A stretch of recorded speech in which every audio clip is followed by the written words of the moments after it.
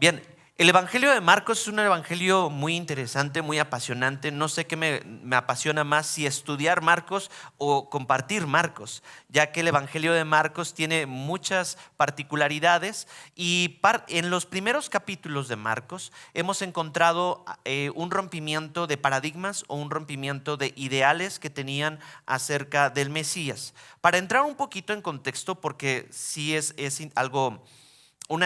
Una parábola que necesitamos agregar algo de contexto, ya que seguramente algunos, cuando el hermano estaba leyendo la parábola, dijeron, bueno, ¿y qué pasó? ¿Cuál es el contexto que hay alrededor? Y bueno, no había mucho contexto alrededor de esa enseñanza, pero sí había mucho contexto o mucha historia alrededor de lo que Jesucristo estaba haciendo, ¿sí? ¿Cuál es el contexto de esta nueva ambientación del capítulo 4? Bien, en este punto, mis queridos estudiantes de la Biblia, discípulos que estamos creciendo juntos en el estudio y conocimiento del Señor, aquí Jesucristo estaba alcanzando a las ciudades vecinas. Jesucristo estaba, sí, haciendo su labor, predicando: arrepiéntanse porque el reino de los cielos se ha acercado. En este punto Jesucristo ha tenido la aprobación y la afirmación del Padre cuando fue bautizado, y eso fue hermoso, fue glorioso cuando descendió el Espíritu Santo como en forma de paloma con él. También Jesucristo previamente o en los capítulos anteriores había trasladado, ¿sí?, su forma de predicar a una nueva forma de enseñanza. Jesucristo estaba literalmente diciendo: arrepiéntanse porque el reino de los cielos se ha acercado, arrepiéntanse porque el reino de los cielos se ha acercado. Básicamente esa era su enseñanza, y dentro de esa enseñanza, que no tenía mucho, puedo decir, su bosquejo no era muy grande, no era ni de 3 ni de 5 puntos. Simplemente arrepiéntanse porque, y esa es la razón, arrepiéntanse. Su bosquejo era contundente. En este punto, ¿sí?, había mucha gente que estaba siguiendo a Jesucristo, multitudes, mucha gente estaba siguiendo a Jesucristo, y Jesucristo estaba enseñando en diferentes ambientaciones: en la sinagoga, junto al mar o al aire libre. Había hecho muestras de poder, había hecho grandes obras de milagros, y Jesucristo en capítulo 4 cambia, bueno, en versículos anteriores también, pero cambia su forma de enseñanza, su forma de predicar, ya que comenzó a enseñar por medio de parábolas. Ahorita vamos a ver un poquito más acerca de qué es esta forma de enseñanza. Sí, Jesucristo, digamos, un maestro perfecto, lo hemos cantado, lo hemos estudiado. Jesucristo no tuvo error. Jesucristo era, si pudiéramos admirar a un maestro que hayamos tenido en la preparatoria o secundaria o en alguna materia y que dije: wow, ese maestro, cuánta inteligencia, qué bien enseña. Bueno, Jesucristo queda muy por encima de cualquier maestro terrenal. Si teníamos a este maestro perfecto, seguramente todos hubiéramos esperado: wow, todos estamos aprendiendo, todos estamos siguiéndole. Sin embargo, ¿sí?, se presentaron reacciones negativas frente a su enseñanza. Negativas de parte de religiosos o profesionales fariseos, y bueno, uno pudiera aguantar, permítanme la expresión, aguantar vara de los religiosos, ¿sí?, que estaban teniendo una reacción negativa en contra de Jesús. Pero ya cuando su familia, en el capítulo 3, también estaba teniendo una reacción negativa en cuanto a su enseñanza, eso toma un sentido distinto, ¿sí? No sé si también contigo o te has identificado con Jesucristo en esto, en donde inclusive tu propia familia, tu propia sangre, se ha puesto en contra de tu fe y han cuestionado tu fe, incluso en tono de burla. Ay, el aleluya. Ay, ahora se hizo el cristianito. Ay, ahora no que tú no te equivocas. Pues los cristianos son perfectos, ¿no? Hay muchos paradigmas o hay muchas reacciones negativas frente a la fe del reino de Dios, frente al mensaje que Cristo estaba diciendo. Checa en Marcos capítulo 3 versículo 6. Ahí ve unos versículos anteriores en tu Biblia.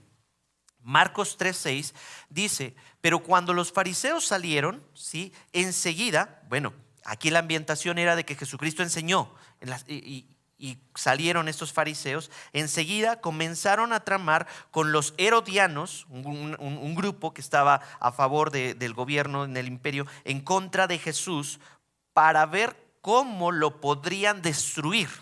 Deja tú que estaban murmurando. Deja tú que estaban diciendo, no estamos de acuerdo, este Jesucristo como que es un separatista del imperio. No. Estaban tramando su muerte, destruirlo. Y destruirlo no es una palabra suavecita. Destruirlo es terminar con él.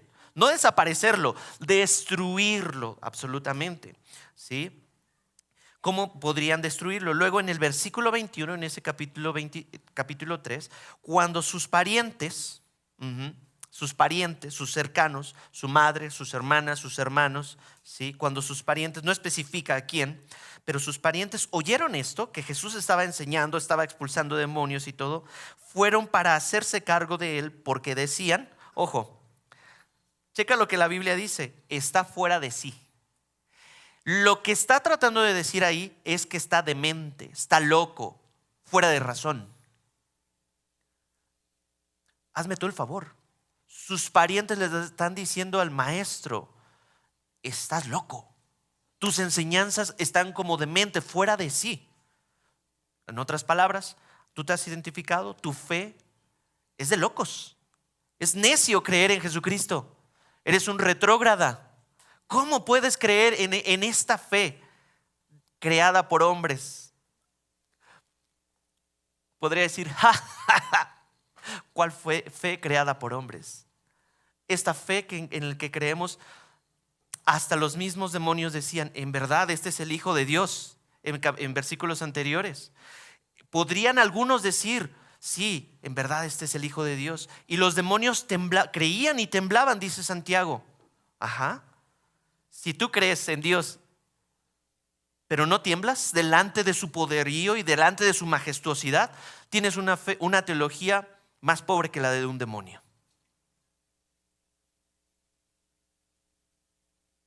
Porque la soberanía y el poder de Dios debería de hacer a los creyentes, a los seguidores, a los discípulos, no tan solo creer ni temblar, sino decir, aquí estoy, Señor, haz de mí lo que a ti te plazca. Pero si en el día de hoy tú eres de aquellos, sí creo en un Dios, Dios está por ahí, pero no temes, tienes una teología menor o más pobre que la de un demonio. Jesucristo no tan solo no vino a expulsar demonios ni a hacer milagros. Mucha gente venía porque les daba de comer, mucha gente venía para que les hiciera, perdónenme esta expresión, el milagrito, ¿sí? Y así muchos, no me malentiendan, muchos hemos llegado a Jesús por el café que nos regalan en la iglesia, a lo mejor por el pan o las galletas que nos ofrecen, o por la oración que una vez hicieron por nuestra sanidad, que meramente no hay nada de malo en que tú puedas traer a un enfermo. Hermanos, ¿pueden orar por mi hermano, por mi hermana, por mis hijos? Está atravesando una crisis difícil de salud. No hay nada de malo en eso, mis hermanos. Pero si solamente buscamos a Dios por lo que nos puede dar y ahí nos quedamos, somos unos consumistas espirituales. Busquemos su rostro antes que su mano.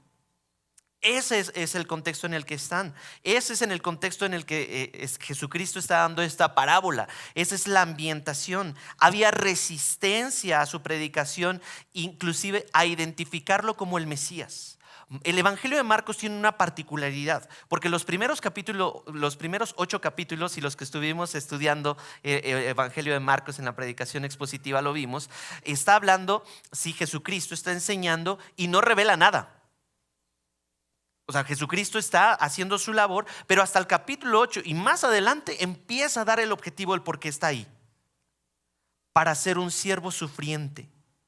Y hasta el último de los capítulos es que el centurión, después de que Jesucristo estuvo crucificado y estuvo ahí declarando todo está completo, ya no hay nada que hacer, todo está satisfecho delante de Dios, de Telestai, ¿sí? Es ahí en donde él dijo, en verdad este es el Hijo de Dios. después de 8 capítulos, después de 15 capítulos, y no habían entendido. Hasta que uno, que no era judío, dijo: este en verdad era el Hijo de Dios. Sin embargo, los demonios sí decían: este es el Hijo de Dios. Y lo gritaban y lo decían: este es el Hijo de Dios. Pero Jesucristo los callaba. La palabra que utiliza es cierra la boca. Más literalmente decía: cállate el hocico. Es realmente lo que el texto está tratando de enseñar. Jesucristo estaba diciendo: cállate la boca, demonio. No, ¿saben por qué? Nos podríamos argumentar: ¿y por qué callaban? No estaban entonces cumpliendo y declarando que Jesucristo era el Dios. Entonces pues Jesucristo aprovecha la promoción que estos demonios están haciendo, que están realmente declarando. No. Es que la validez del mensaje estaba siendo puesta en una tela de juicio por los mensajeros que estaban declarando eso. Jesús no quería la publicidad de demonios, porque ya le habían dicho: es que tú haces tu poder porque tienes un demonio dentro, Beelzebú. En el versículo 22, y los escribas que habían descendido de Jerusalén decían: es que tiene a Beelzebú y expulsa a los demonios por medio del príncipe de los demonios. Con esta actitud del corazón, sí, los líderes habían llegado a un punto de ningún retorno posible. Los demonios andaban gritando, pero los judíos no querían creer. Y es ahí en donde estos judíos religiosos habían llegado a un extremo de incredulidad, que es diferente a la duda, a un extremo de incredulidad en donde ya no había un retorno. Y ahí les dijo: todos los pecados les pueden ser perdonados a los hombres, inclusive sus blasfemias. Pero la blasfemia después en contra del Espíritu Santo. Es decir, estos líderes religiosos no tan solo habían dicho ay, Espíritu Santo tontito, que Dios Señor, no estoy blasfemando, estaban queriéndole matar, descalificando, quitando, restando, disminuyendo el poder del Espíritu Santo continuamente. Si tú en algún momento has cuestionado: ¿yo he blasfemado en contra del Espíritu Santo? No sé si a ti te ha pasado. Yo me he preguntado eso: ¿yo he blasfemado en contra del Espíritu Santo? Alguien me dijo: tranquilo, si te estás cuestionando blasfemar en contra del Espíritu Santo, es muy probable que nunca lo hayas hecho, por el temor que hay en tu corazón hacia un Dios bueno y todopoderoso. Entonces, no todos habían reaccionado de la misma manera. Muchos todavía lo seguían, pero pocos escuchaban su palabra y aceptaban su autoridad. Y entonces se formaron 2 grupos: los seguidores, los que estaban cerca de él, en el versículo 10 y 11 del capítulo 4, y los 12. Habían unos que estaban cerca y los 12. Ya checamos todo el contexto, está toda la nueva ambientación, y eso es necesario. Estamos apenas en la introducción, mis queridos, ¿sí? Porque todo esto es importante para poder entrar. Sus seguidores, cuando Jesús se quedó solo, es importante, sus seguidores junto con los 12 le preguntaban sobre las parábolas en el versículo 10, porque lanzó una parábola sin más previo Jesucristo. Jesucristo estaba en las multitudes y les había dicho: prepárenme la barca. Y en este punto Jesucristo estaba en la orilla del mar, en una barca, enseñando una parábola de la agricultura. Entonces sus seguidores junto con los 12 después les preguntaban, y a estos, versículo 11, les ha sido dado el misterio del reino de Dios, y les decía y les explicaba. ¡Qué padre! Y estaban otro grupo en este capítulo 4 que estaban fuera, que ya eran otro tipo de audiencia, en el versículo 11, y les decía: pero los que están afuera reciben todo en parábolas.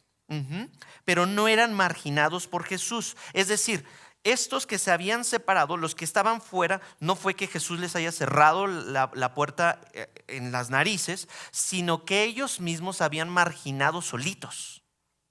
¿Sí?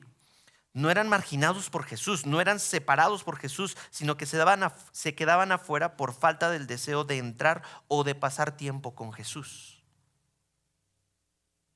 Eso es importante de notar. Muchas personas pueden llegar a la iglesia, conocer de Jesucristo, llegar a Jesucristo, pero hay algunos que deciden: bueno, hasta ahí, soy simpatizante, me agrada lo que ustedes predican, me agrada, pero no tengo ningún deseo y por lo tanto me mantengo fuera. Bueno, Probablemente estés en ese tipo de personas el día de hoy. O probablemente seas de los que estaban cerca de Jesucristo el día de hoy. No lo sé. Solo el Espíritu Santo y tú saben qué sucede en todo esto. A los que estaban cerca, a los que habían estado con Jesucristo, Jesucristo les brindó una explicación a esta parábola que lanzó sin más previo, frente a una barca, enseñando, y entonces les dijo: vengan, les voy a explicar esta parábola. Ahora, esto es interesante. Una parábola consiste en una historia terrenal. Es muy sencilla. Una parábola elige una historia en la que todo mundo se puede identificar. No es una historia compleja que necesites un código Da Vinci para decir y numerología y necesito un doctorado para poder. No. Una parábola sencillita, ¿sí? Es una historia terrenal que ilustra un principio espiritual. Sin más. El objetivo de una parábola es clarificar a la audiencia un principio. Pero también las parábolas tienen otro enfoque: oscurecer ese principio.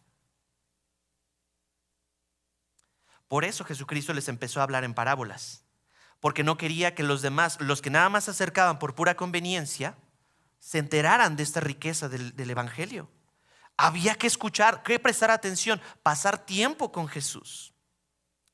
En Mateo capítulo 13, y esto no lo estoy inventando yo, vamos a que la Biblia nos explique acerca del propósito de las parábolas. Mateo, ve para allá por favor, en Mateo 13, 34 y 35. ¿Cuál es el propósito de Jesús al usar estas parábolas? ¿Sí? Es importante ver esto. Mateo 13, 34 y 35.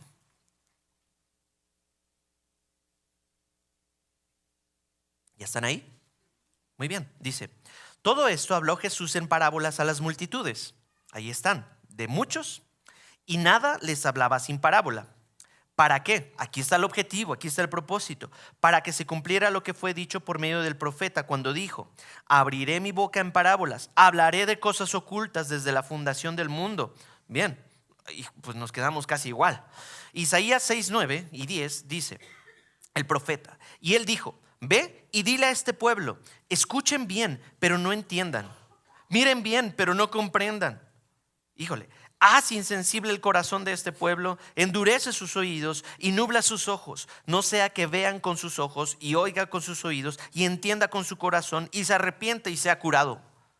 Hasta parece contradictorio al Evangelio, pero es que no es contradictorio. Isaías y muchos de los profetas anteriores habían predicado. Y ahora, mi querido hermano, predicar el Evangelio a veces puede resultar frustrante, porque los resultados no se dan como nosotros esperamos. Y qué bueno que no se dan como nosotros esperamos. Jeremías, en todo su caminar en ministerial, predicaba y no hubo ningún arrepentimiento. En Isaías, todos los capítulos, hasta el capítulo 40 casi en adelante, está lleno de oscuridad, de necedad, de pecado, de idolatría del pueblo de Israel.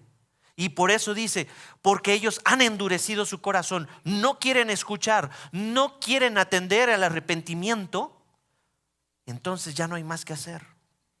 Escuchen, pero no entiendan. No sea que se enojen, que se curen a causa de su propio pecado. Y mis queridos, así habemos muchos en las iglesias. Las iglesias pueden estar llenas de personas que no tienen el deseo de oír, no tienen el deseo de arrepentirse ni de ser curados, solo quieren su propio deseo. Es decir, cuando Jesús hablaba, lo hacía para manifestar el juicio de Dios. No quieren oír, no quieren arrepentir, no quieren prestar oído. Entonces, ¿sí?, están rechazando a Dios y a su mensaje. Y perseverar en ese rechazo y en esa necedad es muy peligroso, porque entonces podemos caer en una de las tipos de tierras. Rechazar a Dios a pesar de múltiples muestras de gracia que Dios hizo a Israel y múltiples muestras de gracia y misericordia que ha hecho para contigo el día de hoy. Y aún así, ¿sigues resistiendo a Dios y su mensaje y su arrepentimiento? Entonces tenemos mucho de qué aprender de Israel, porque somos muy parecidos. # todos somos Israel. Alguien dijo por ahí, ay, sí, bueno, es que pues, estoy chavo, estoy joven, necesito vivir, no me he casado, no, necesito un trabajo, necesito viajar, necesito hacer mi vida. Y después creo en Dios. Creer en Dios es para los abuelos, para mis papás. Ya cuando esté en el lecho de muerte, ahí en el último minuto, en el último segundo me arrepiento. Mientras, Dios, déjame vivir la vida, ¿no? Pero chequen en lo que alguien dijo. No podemos rechazar a Jesús continuamente y seguir teniendo oportunidades misericordiosas indefinidamente.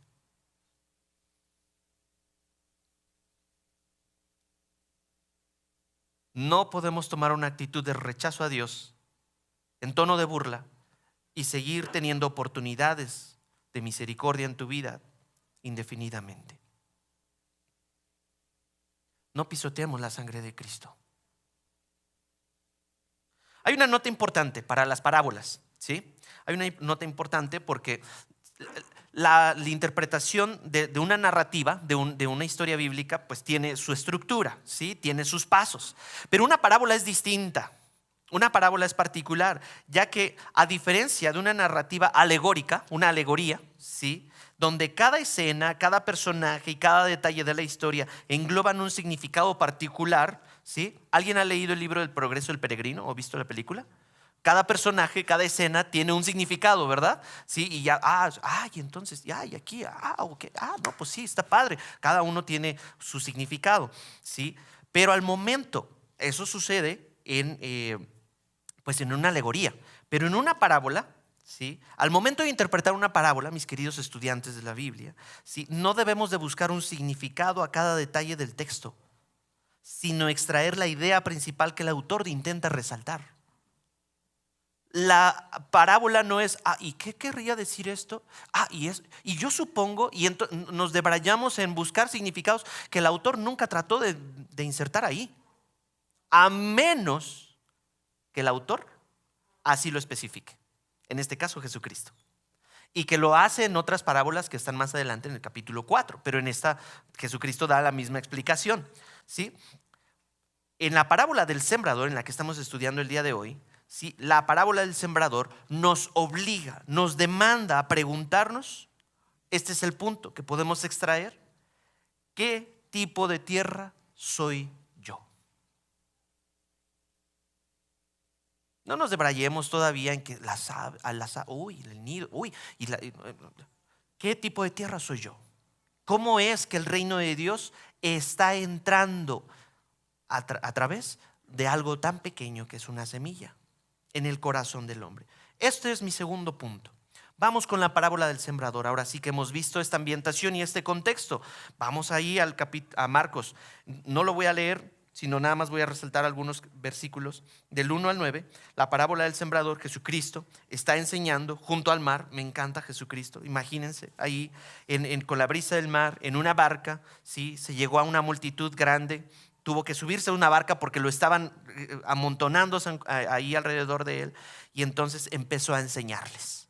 No necesitó de un púlpito formal, no necesitó de un salón formal. Con eso no estoy demeritando lo que las iglesias hoy hacemos, sino que Jesucristo les enseñaba. Muy simplemente, la palabra de Dios no es difícil, mis hermanos, de extraer el significado. Jesucristo les enseñó a agrícolas, a pescadores, a contadores. Jesucristo quiere que todos podamos entender la Escritura. ¿Sí? Muy bien.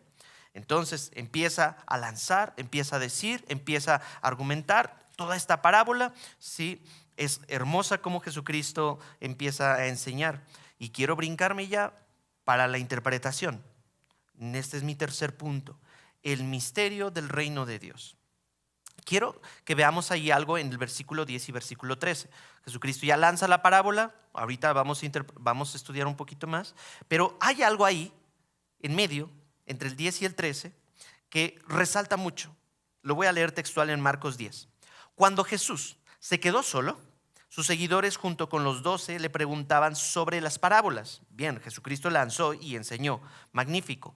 Y les explicó: a ustedes les ha sido dado el misterio del reino de Dios. Les decía: pero los que están fuera reciben todo en parábolas. Ya explicamos por qué Jesucristo estaba teniendo esta estrategia y por qué estaba enseñando de esta manera. Para que viendo vean, pero no perciban, y oyendo oigan, pero no entiendan. No sea que se conviertan y sean perdonados. Paréntesis: el dicho de las abuelitas, ¿estás viendo y no ves? Pues puede resultar muy bíblico si lo ponemos aquí. En el versículo 13 también les dijo: ¿no entienden esta parábola? ¿Cómo pues comprenderán todas las otras parábolas? Nos surgen varias preguntas aquí. Primero, ahí dice, hay un misterio. Pero cuando la Biblia habla de un misterio, no es algo como de... no, cuando la Biblia habla de algo misterioso, es una verdad que hasta ese momento, hasta ese entonces, era desconocida. No es nada así como de, como magia oscura. No, un misterio es básicamente una verdad que hasta ese entonces era desconocida y luego es dada a conocerse mediante la revelación especial de Dios. ¿Y en qué consiste este misterio? Porque les está insertando a los discípulos, es que hay un misterio, y este misterio se les está revelando a ustedes, los que están cerquita, a ustedes los discípulos. ¿En qué consiste este misterio revelado? Primero, el reino de Dios. El reino de Dios está llegando a través de algo muy pequeño y no estaba siendo manifestado visiblemente en el mundo durante el ministerio terrenal de Jesús. Porque los fariseos y todos deseaban ver a un Jesucristo que descendía triunfante. Todavía no era el tiempo. Un Jesucristo que derrocara el imperio, ¿sí? Con todo poder, que hubiera un cambio en su economía, un cambio político, un cambio en todo. Y estaba rompiendo esos estereotipos, todas esas expectativas que tenían de un siervo que viniera con poder, que todavía no era el tiempo. Sino este siervo, este hijo de Dios, este Mesías, estaba viniendo como un siervo sufriente. Un siervo sufriente. Por lo tanto, el misterio de Dios, es decir, el reino de Dios, estaba manifestándose, no visible para nuestros ojos terrenales, pero sí de una forma visible en el ámbito espiritual. También el reino de Dios, o este misterio, se estaba estableciendo en los corazones de los hombres que estaban creyendo en las palabras de Jesús y se estaban arrepintiendo de sus pecados. Por lo tanto, ¿qué es el reino de Dios? Si no es una manifestación de palacios y de ejércitos y de poder, entonces el reino de Dios es el gobierno, es la esfera, es este gobierno de Dios en los corazones de los hombres, donde los discípulos o los ciudadanos que pertenecen a este reino se someten amorosa y voluntariamente a su soberanía. Sobran los edificios, sobran las estructuras políticas, sobra cualquier otra manifestación terrenal para que el reino de Dios sea manifestado en los corazones de los hombres. Y es ahí en donde se estaba formando una nueva nación, la iglesia, un nuevo Israel. Ni siquiera hubo un mérito en los 12 apóstoles. No hay nada destacable en la lista de los apóstoles, o mejor dicho, lo más destacable es que no había nada destacable.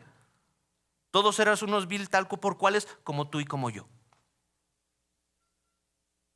Como tú y como yo. No tenemos nada.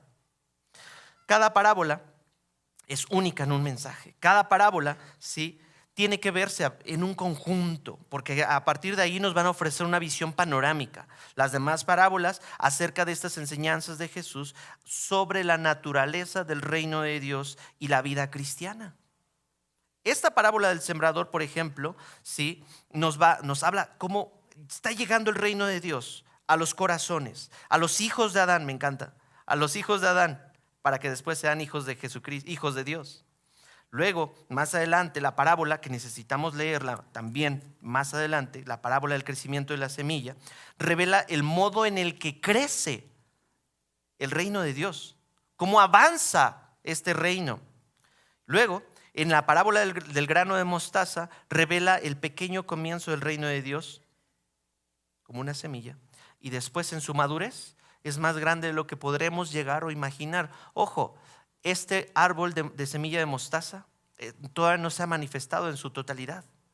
El avance del reino de Dios todavía no lo hemos visto aquí. sino hasta que venga Jesucristo por segunda vez y Él en toda su gloria y todo su esplendor, ahora sí instale su reino aquí en la tierra. Bien, no perdamos de vista que cada historia está entrelazada. No es una historia, una parábola al azar que a Jesucristo se le ocurrió por demencia o por locura. Vamos ahora sí a mi cuarto punto, a explicar la parábola. Mi cuarto de 5 puntos. ¿Siguen conmigo todavía? ¿Sí? ¿No les parece esto emocionante? Porque todavía ni siquiera llegamos a la explicación de la parábola. Y digo, Señor, ¿nos va a dar el tiempo? El Señor, versículo 14. Ya vimos ahí este misterio y les decía y les revelaba. Bien, ya a los que estaban cerca les está revelando, iluminando estas verdades. El sembrador, versículo 14, siembra la palabra. Estos que están junto al camino donde se siembra la palabra son aquellos que en cuanto la oyen, al instante viene Satanás y se lleva la palabra que se ha sembrado en ellos. Ojo, el autor, Cristo mismo, está dando la explicación y el símbolo de cada elemento. Así es una parábola. ¿De acuerdo? Ya lo explicamos hace un momento. Versículo 16. Y de igual manera, estos son los que se sembró la semilla en pedregales y son los que al oír la palabra enseguida la reciben con gozo, pero no tienen raíz profunda en sí mismos, sino que solo son temporales. Entonces, cuando viene, subrayen eso, cuando viene la aflicción y la persecución por causa de la palabra, enseguida se apartan de ella. Otros son aquellos, versículo 18, en los que se sembró la semilla entre los espinos. Estos son los que han oído la palabra, pero las preocupaciones, subraya, las preocupaciones del mundo, el engaño de las riquezas y los deseos de las demás cosas entran y ahogan la palabra y se vuelve estéril. Versículo 20, y otros son aquellos que en que se sembró la semilla en tierra buena, los cuales oyen la palabra, la aceptan y dan fruto, unos a 30, otros a 60 y otros a 100 por uno. Bien, ya está explicada. Podríamos irnos a casa y decir que Dios los bendiga, pero vamos a profundizar un poquito más, porque ya Jesucristo lo explicó, no hay más que añadirle. Bien, mis queridos, el sembrador aquí es Jesús mismo. Tal vez no lo identifiques ahí en el capítulo 4, ¿sí? Pero en Mateo 13, 37, que está hablando acerca de la misma parábola, pero el Evangelio de Marcos no logra registrar este detalle, lo que Mateo sí. Mateo 13, 37 dice, Jesús les respondió, el que siembra la buena semilla es el Hijo del Hombre, uno de los tantos títulos que tiene Jesucristo. Por lo tanto, el personaje ahí del sembrador es Jesús. No hay más. No hay otra. No hay otra interpretación ahí. Jesús mismo es el sembrador. Bien. ¿Es el único sembrador y será el único sembrador? No. Porque Él nos vino a dar la muestra. Ahora sí, por favor, si pueden ponerme la imagen, porque quiero que vean esto. Este ilustrador o esta persona que pudo poner esta parábola en una imagen nos va a ayudar mucho para aquellos que somos visuales a ir entendiendo esto. Jesucristo es el sembrador, entonces está esparciendo esta semilla en la que posteriormente, ¿sí?, fueron los apóstoles que esparcieron, ¿sí?, dentro de todas las regiones la palabra de Dios. Hechos 8:4 dice, así que los que habían sido esparcidos, ¿sí?, iban predicando la palabra. Es decir, estos esparcidores de semilla, los primeros apóstoles, ¿sí? Después se le añadió Pablo, como un abortivo, después de la traición de Judas. Pero estos estaban esparciendo la semilla. Ojo, pudiéramos decir, qué padre, qué gran ejemplo. Se estaban yendo y estaban generando estrategias de avance del reino. Pero la verdad es que no. Los apóstoles estaban que tuvieron que ser esparcidos para que se diseminara esa semilla, porque no querían estar ahí como mueganitos, ¿no? Aquí nomás nosotros. Y no, dijo Jesús, no, hijos. Bueno, no, perdónenme, no, Señor, eso no dice tu palabra, pero Dios preparó una dispersión para que la palabra pueda ser extendida. Entonces, ahí está la imagen. Ahí está Jesucristo. Es muy interesante porque Jesús la está enseñando desde una barca. Lo más congruente sería Jesús enseñando desde la tierra firme. Jesús lo dejó así y está interpretando. Esa imagen está tratando de poder ilustrar todo lo que estamos viendo. Bien, los apóstoles pudieron desplegar la semilla y regaron la semilla, pero también la iglesia tiene el privilegio y la responsabilidad de esparcir esa semilla. 1 Corintios 3:7. Y ahí mantén la imagen. Así, dice 1 Corintios 3:7. Así que ni el que la planta ni el que riega es algo, sino Dios que da el crecimiento. Y le está hablando a la iglesia de Corinto. Algunos han plantado y otros han regado y otros la han regado, como yo. Tú la has regado, pues vamos por buen camino, ¿no? En ese sentido, bendito sea Dios que inspiró esto, porque si tú plantaste, si tú regaste, no tiene ningún mérito. No te creas mucho, porque el que da el crecimiento es Dios. Ese es nuestro privilegio como iglesia. Ni mi convencimiento, mi hermanita, mi hermanito, tú no eres la cuarta persona de la Trinidad para dar un crecimiento forzado al avance del reino de Dios. Paul Tripp, en uno de sus libros, sí añade dentro de crianza para los niños, que reciba una señora, en donde dice: bienvenida, ¿cómo podemos servirle? ¿Cómo podemos ayudarle? Porque queremos ayudarla dentro de la crianza piadosa para con sus hijos. Digo: pastor, estoy muy, muy agradecida, pero también estoy muy preocupada porque mis hijos no quieren creer. Ah, sí, entonces, ¿cómo podemos servirle? No, bueno, ¿qué podemos hacer por usted? La señora contesta: mire, ore por mí, porque no descansaré hasta que mis hijos doblen rodilla a los pies de Cristo. ¡Ah, qué miedo! Yo no quisiera ser la mamá de esta señora, porque se está creyendo con la facultad de un convencimiento en el corazón de algo en el que tú y yo no tenemos alcance. Porque nuestra chamba, querida iglesia, no es convencer a nadie. No es con palabra, no es con sabiduría humana, sino con el poder del Espíritu Santo. El Espíritu Santo, su función entonces es traer convicción de pecado, de justicia y de juicio. Nuestra responsabilidad es esparcir la semilla. Bienvenidos, sembradores. Bienvenidos, regadores de la buena semilla. Jesucristo nos ha dado ese privilegio, pero el que da el crecimiento es Dios mismo. Son de esos versículos en 1 Corintios 3:7 en los que tienes que tener subrayado ahí, porque nos pone los pies en el piso.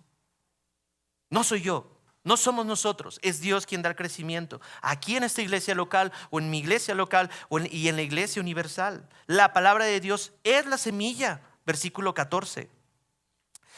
Eso también debería darnos tanto descanso, porque no son nuestros artilugios, no son lo que podamos hacer. Ojo, está muy padre y está muy bien la estrategia que podamos llegar a tener y la organización. Eso está padrísimo y los alabo por eso, los honro por eso. Sin embargo, la palabra de Dios es única y especial. Por lo tanto, el grano es de perfecta calidad. Deja tú lo kosher, orgánico, de libre pastoreo. Deja tú eso. El grano espiritual, ¿sí?, es de perfecta calidad, es decir, la palabra de Dios. Lastimosamente, hoy en nuestra actualidad, en nuestro mundo moderno, decimos: oye, pero pues ya se puede alterar el ADN y que este grano de maíz pues ahora no salga amarillo, sino salga morado, y hacer un montón de combinaciones. Tristemente hemos llegado a eso, a esa manipulación de las semillas terrenales, pero la semilla celestial no puede ser manipulada, ni con tecnología, ni con avances científicos. Por lo tanto, la semilla de Dios es pura, inmaculada, la palabra de Dios.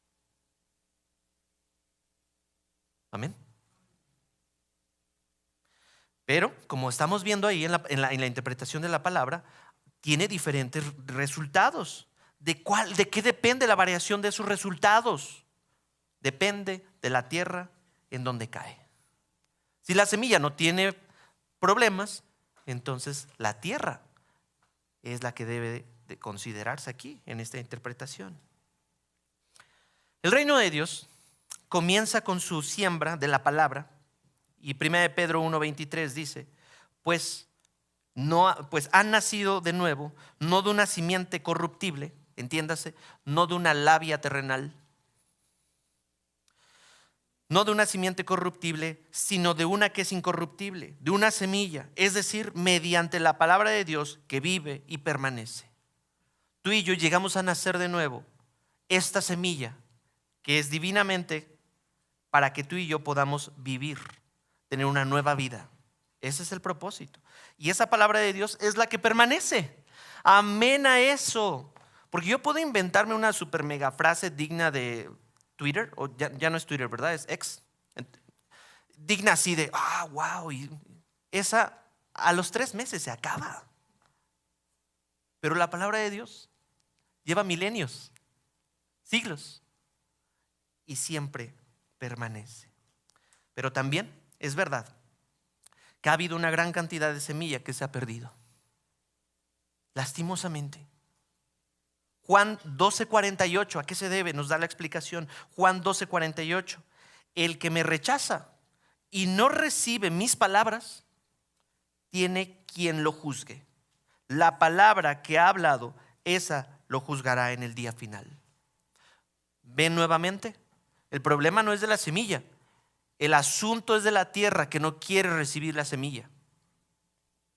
En palabras de Juan 3 dice, porque yo no vine a condenar al mundo, sino a salvarlo por amor, para aquel que todo aquel que en él cree. Pero hubieron algunos que amaron más las tinieblas y rechazaron a Jesucristo. Entonces una tierra, un corazón puede estar amando más las tinieblas que la misma palabra de Dios. Y en estos tipos de tierra es interesante ir viendo un poquito. Ahí en la imagen aparece cómo este sembrador está esparciendo la semilla, ¿sí? Ejemplificando toda esta parábola, ¿sí? Es un terreno, el primer tipo de tierra, un terreno junto al camino. ¿Logran ver ahí en la imagen? Normalmente cuando tú vas caminando en un sendero, la gente pasa continuamente, la gente camina, obviamente, no había coches, no había Ubers, no había tren ni metro, entonces la gente caminaba, seguro también en los caballos, y cuando tú vas pisoteando esta tierra, normalmente se apelmaza, ¿sí? Y se vuelve dura. No hay mucha lógica, recuerden, ese es el propósito de una parábola, historias sencillitas, la gente lo identificaba. Entonces, mientras tú vas ahí, se endurece, es un terreno tan pisado que se vuelve duro como roca. Se agrieta, no retiene. Y ahí, mis queridos, quiero lanzar 2 propuestas. No lo dice Jesús aquí, pero yo creo que esos corazones endurecidos son por su propio orgullo. Han endurecido su corazón, han rechazado contundentemente la palabra de Dios. No quiero saber. Y así sucede en Estados Unidos, así sucede en España, así está empezando a permear en Latinoamérica. Corazones endurecidos que tachan el evangelio y la palabra de Dios, tan endurecidos que reaccionan violentamente. Y se está infiltrando en Latinoamérica. Tan endurecidos por su propio orgullo porque piensan que tienen la razón. Y Proverbios dice, tan orgulloso es que en su corazón que las cosas le salen mal y al final se termina enojando con Dios. Les debo esa cita. Pero tan orgullo que quiere hacer las cosas a su manera, le salen mal y al final se termina enojando con Dios. Entonces, pues no, que no crees en Dios. ¿Por qué te enojas con Dios? Y así hay muchos corazones que se han ensoberbecido y parecido más al corazón de Satanás, que quiso ser igual como a Dios. Y tenemos matrimonios que se están deshaciendo, paternidades que se están destruyendo, familias que se están desintegrando porque hay corazones endurecidos por su propio orgullo. Iglesias que se están desmantelando a causa de ovejas o de tierra orgullecida. Sí, caí en orgullo. No sé si tú estés en ese tipo de tierra el día de hoy, pero todos creo que podremos llegar a ser propensos a endurecer nuestro corazón, como el faraón o como Saúl. A mí me da miedo.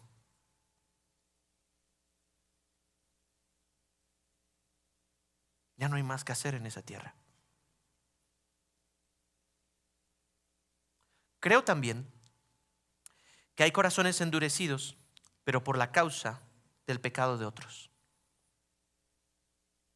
Me ha tocado en estos 9 años en los que he vivido aquí en la ciudad como pastor platicar con jóvenes, con niños, que les digo, ¿por qué no quieres creer en Dios?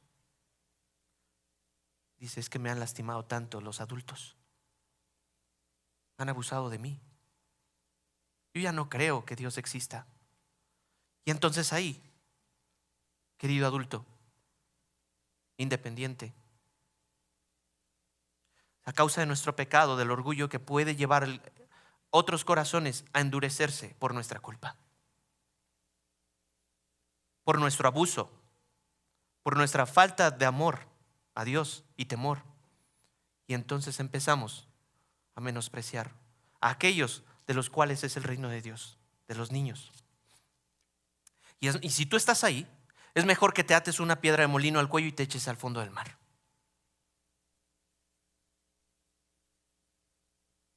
Así de contundente es la palabra de Dios. Si tú estás abusando, si tú estás deteriorando la fe de un niño que está resultando en un corazón endurecido por causa de tu pecado, haznos un favor a todos. No digas que eres cristiano y échate al fondo del mar. Y lo digo con temor. En todo caso, no hay ninguna dificultad para que Satanás se lleve esa semilla. Como el ave que está ahí. Viene, se la lleva. No hay ninguna dificultad. Segundo tipo de tierra, la tierra en pedregales. ¿Sí? En el versículo 16 al 17.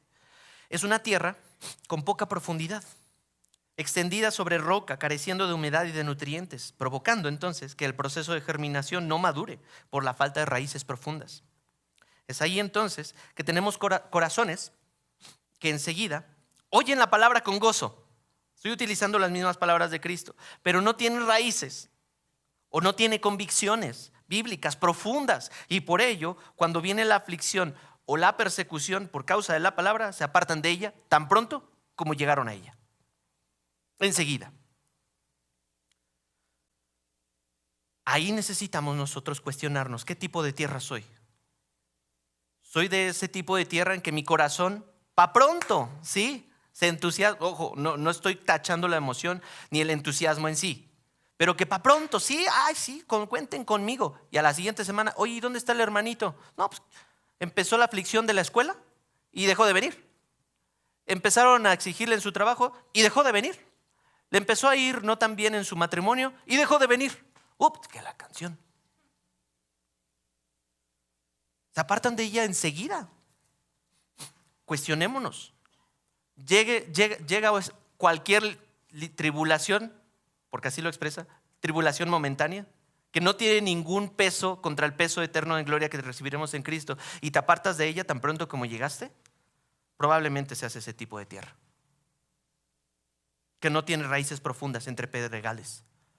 La aflicción de este mundo, la vida es dura, la vida es cruel. En la vida hay pecado. No te voy a embellecer, no te voy a poner eso en color de rosa. Así es la vida. Y duele. Relacionarnos duele. Liderar duele. Ser padre duele, por supuesto. No hay que maquillar eso. Pero entre más sufrimos, bien, en Cristo Jesús, porque Él nos enseñó como siervo sufriente, recuerda el mensaje central de Marcos, más nos parecemos a Cristo. ¿Quieres ser un cristiano de veras? Sufre como Cristo penalidades. Pastor, pero es que usted no sabe lo que he pasado. Probablemente no. Y con gusto podríamos sentarnos y echarnos un café y platicar. Y podría compadecerme y tratar de ser empático. Sin embargo, ha llegado a tal punto como Cristo Jesús, que ha sido nombrado o nombrada como varón de dolores, experimentado en quebranto. Entonces nos falta mucho para ser como Cristo.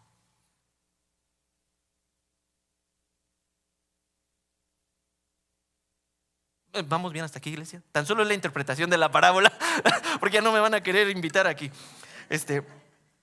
No hay raíces profundas. Cuando viene la aflicción y la persecución, mis hermanos, seamos sinceros, nosotros en México no padecemos de persecución. Pero ustedes, muchos de ustedes, sí han podido a través de otro ministerio, ¿sí? ¿Se acuerdan? Poder concientizar acerca de la familia de la fe perseguida. Ellos sí, cuando entra alguien en el Medio Oriente para poder asesinar a todos los cristianos, marcándolos con una N. Ellos sí sufren persecución, tú y yo.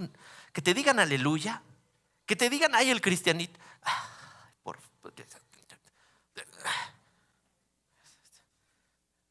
Y se apartan de ella. El tercer tipo de tierra, seguimos aquí en la imagen, está en el versículo 18 al 19 y con esto ya voy a ir terminando.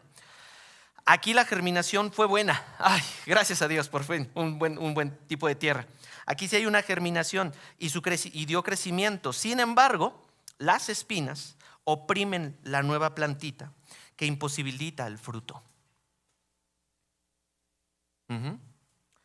Es decir, corazones que han oído la palabra de Dios, pero la ahogan las preocupaciones del mundo.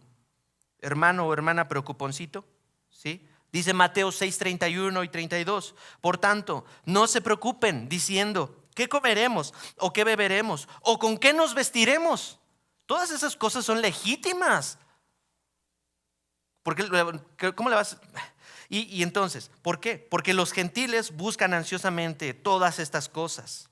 Que el Padre Celestial sabe que ustedes necesitan todas estas cosas. Hermano preocuponcito que dice, me voy a quedar a trabajar más horas extras y sacrificas tu familia.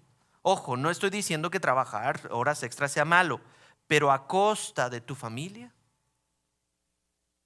Voy a ir y entonces vender mi cuerpo para poder alimentar a mi familia. Ojo, no está mal buscar el alimento para tu hogar, pero a costa de tu integridad. Las preocupaciones de la vida te están dominando más. Entonces, eres un ansioso comparado a un gentil. Cuestiónate tu fe entonces. Qué fuerte y qué serio. Porque de esas cosas los gentiles buscan ansiosamente. Y Jesús dice, pues el Padre Celestial sabe que ustedes tienen necesidad de todas estas cosas. ¿Quién te da la salud? Dios. ¿Quién te dio el trabajo? Dios. ¿Quién te dio la facultad para tener hijos? Dios. ¿Quién sostiene la vida, el aliento y la vida, todo el organismo de tus hijos? Dios. Entonces, confía en Dios. Confía en Dios. El Padre Celestial sabe que tienen ustedes necesidad. Y si nosotros que somos malos padres sabemos dar buenas dádivas a nuestros hijos, ¿cuánto más un buen padre sabe dar lo que necesita cada uno de nosotros, siendo de su familia? También hay corazones que han oído la palabra, pero el engaño de las riquezas lo ha ahogado. Primera de Timoteo 6:10 dice, porque la raíz de todos los males es el amor al dinero, por lo cual, codiciándolo, algunos se extraviaron de la fe y se torturaron con muchos dolores. ¿Han escuchado eso? Tú puedes ser el primer millonario de tu familia. Hazte millonario de la noche a la mañana. En TikTok invierte tanto y tanto y tanto y verás cómo tu cuenta crece. Probablemente estás en este tipo de tierra, con el engaño de las riquezas. ¿Qué si ahora tengo el iPhone? No sé qué, que ahora, tengo que, porque necesidad, los nuevos Apple Vision Pro, los necesito, mamá, necesito el nuevo iPhone para poderlo conectar ahí. Necesito la nueva consola. Por poner unos ejemplos en los que yo me siento identificado, ¿no? Por ejemplo, tengo que poner todo eso. Codiciándolo algunos entonces se extravían de la fe. La solución a tus problemas no es que tengas más dinero.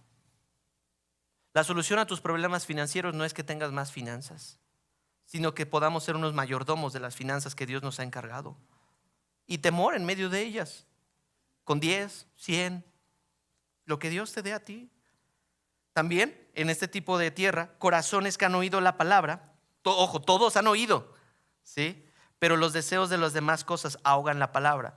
Por si alguien no se identificó. No, es que yo no. Cualquier otro deseo entra ahí. Los deseos de las demás cosas ahogan la palabra y la tierra se vuelve estéril. Desvinculémonos de las pasiones terrenales. Desvinculémonos entonces de lo que podemos lograr y tener aquí en la tierra, porque familias pueden destruirse y desmantelarse en búsqueda de una herencia, de un terreno. ¿Qué es eso? ¿Qué es eso? Y ojo, hay esperanza, porque hay una buena tierra en el versículo 20, que es debería ser nuestra oración. Un terreno bien preparado, pero ¿quién hizo la tierra? Dios. Entonces, por gracia, esta tierra está bien preparada. No es ni siquiera un mérito en la tierra propia, donde la semilla germinó, creció y con un variado rendimiento. Yo deseo ser este tipo de tierra. Es decir, corazones que escuchan la palabra de Dios, que provocando fe y arrepentimiento en sus corazones, lo llevan a amar a Dios con todo su ser y por amor a otros. También medita en su palabra de día y de noche, encontrando en ella delicia. ¿Por qué agrego esto? Porque el Salmo 1, 2 y 3 dice: sino que en la ley del Señor está su deleite, y en su ley medita de día y de noche, y será como árbol plantado junto a corrientes de aguas, que da su fruto a su tiempo y su hoja no se marchita, y todo lo que hace prospera. Y no estoy hablando de una prosperidad terrenal, ya lo vimos, Jesucristo está diciendo ahí. La prosperidad que tú y yo debemos de buscar es la del fruto. ¿Y qué clase de fruto debemos de encontrar? Porque hay unos que dicen 30, 60 y 100 por uno. El fruto del Espíritu Santo.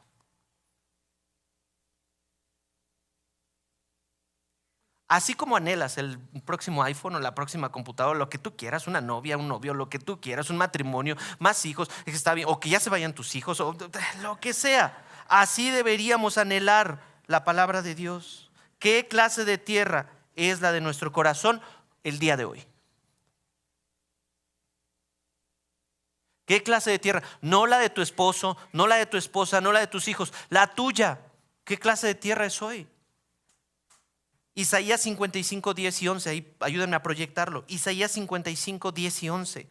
Porque podríamos decir: ay, sí, yo creo que yo sí soy el de la buena tierra. Mi hermano, considéreme, ¿no?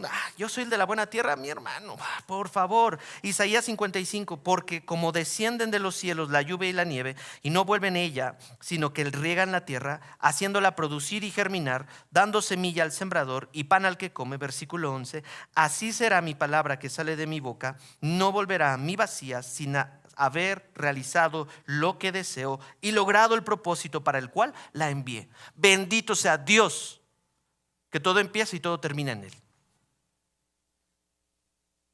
Porque lo que sale de su boca se hace. Se hace el propósito por el cual la envié. ¿Sí? ¿Qué clase? Entonces, mi hermano sembrador, descansa en eso. Que el que da el crecimiento es Dios mismo. ¿Qué clase de fruto podemos esperar entonces? Amor, gozo, paz, paciencia, benignidad, bondad, fidelidad, mansedumbre, dominio propio. Porque has notado que algunos cristianos, algunos sembradores, o algún tipo de tierra, como que se les nota más gozosos? ¿Has notado? No levantes la mano. Pero has notado algunos que dicen: wow, se nota súper amoroso o amorosa. ¿Sí? Wow, tiene dominio propio. ¿Cuánta paz transmite? Yo quisiera eso. ¿Por qué no puedo dar? Si también creo en el Señor. Mira, no todos los cristianos fructifican de la misma manera.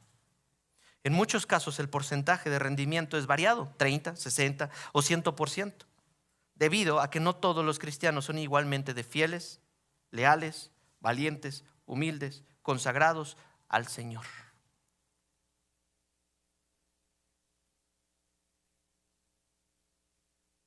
Por eso el rendimiento es variado, el fruto es variado.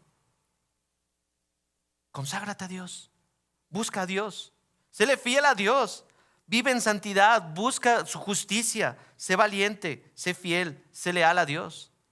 Y Dios, desproporcionalmente, Él dará el fruto. Lucas 8:15.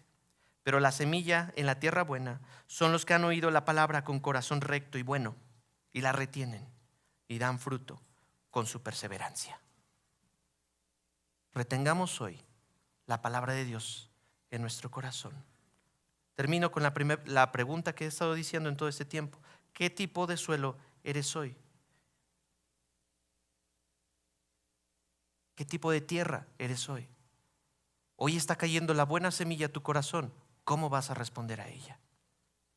¿Dejarás que esta semilla, por gracia de Dios, germine, crezca y dé fruto, para que también a su vez tú en su momento puedas seguir esparciendo esta buena semilla a todos los corazones? Porque nuestra responsabilidad como discípulos es esparcir esa semilla, mis queridos sembradores. ¿Has predicado la palabra de Dios? Descansa en que Dios da el crecimiento y sigue haciendo. ¡Ánimo!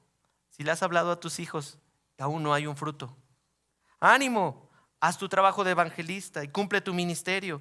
Suelta el enredo mental de que no soy suficiente. Él sí es suficiente. Él es mejor que yo. Suelta eso. El que da el crecimiento es Dios. La palabra que permanece es la de Dios. La palabra que puede penetrar en los corazones es la de Dios. Que Dios bendiga su palabra. ¿Oramos? Señor, no podemos hacer nada en este sentido, en este campo de la tierra. Por eso dependemos y acudimos y apelamos a ti, a tu poder, al poder de la palabra de Dios, Señor, en nuestros corazones primeramente y en los corazones de los demás. Padre, ayúdanos a reflexionar, a ponernos a cuentas contigo, Señor, y también a adorarte, ya que, Señor, deseamos ser esa buena semilla y dar un fruto para tu gloria, no para nosotros. Quítanos de la escena, quítanos del protagonismo y que seas tú el que resplandezca, porque es tu palabra la que permanece para siempre, es tu palabra la que fructifica, es tu palabra la que transforma, es tu palabra la que salva, es tu palabra en la que podemos estar cimentados, es tu palabra la que alienta, es tu palabra la que sana, es tu palabra la que sustenta a nuestros corazones tan necesitados de ti. Bendice a mis hermanos, Señor, bendice esta iglesia para tu gloria, en el nombre de Jesús. Amén.